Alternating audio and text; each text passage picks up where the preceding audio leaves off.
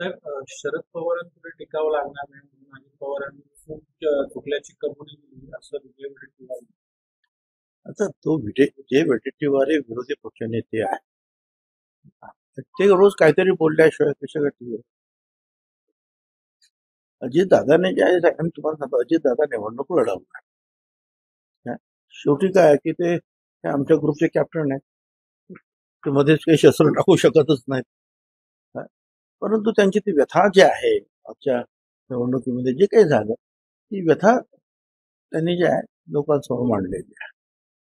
याआधी पण असं म्हटलं होते की बारामतीमधून मी लढण्यास इच्छुक नाही, म्हणजे त्यांनी फारशी उत्सुकता दाखवली होती. कालही असं म्हटलं मी 65 वर्षांचा होऊन गेलो. ठीक आहे, आता काय करता, मला ते सांगतात मी 78 वर्षाचा आहे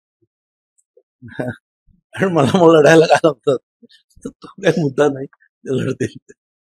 साहेब, सरकारच्या अनेक योजनांचा निधी बंद केला आहे, कर्मचाऱ्यांचे पगार थकलेत, मात्र ते असताना सरकार 1,500 रुपयांमध्ये मतं विकत घेते अशी टीका केली. बघा, हे आजचं नाही, सरकार सगळ्यांचे पैसे देणार म्हणजे देणार. आता जसजसे जे आहे त्यांच्याकडे पुंजी जमत जाते, निधी जमत जातो, तसं त्याचं जे वाटप ते करत असतात. हे आजचं आहे का? विद्यार्थ्यांचे सुद्धा काही पैसे जे आहेत कॉलेजचे जे रखत आज नाही. म्हणजे आमचं जे सरकार होतं काँग्रेस राष्ट्रवादीचं त्यावेळेला सुद्धा 2-2, 3-3 वर्षाचे पैसे रखडत होते, पण ते मिळतात. शेवटी प्रायोरिटी कशाला देतात ते ठरवतात फायनान्स वगैरे, आणि त्याच्याप्रमाणे त्या निधीचं जे आहे वाटप होतं. गेल्या काही दिवसांपासून महायुतीच्याच घटक पक्षांकडून राष्ट्रवादीवर टीका केली जाते.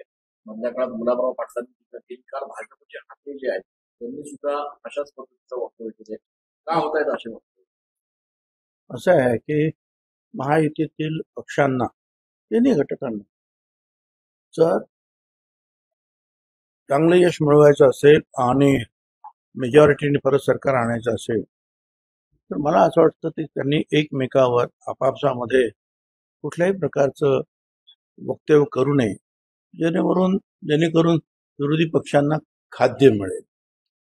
शेवटी आपलं आता लक्ष एकच आहे, ते म्हणजे पुन्हा एकदा जिंकून येणं आणि सरकार बनवणं.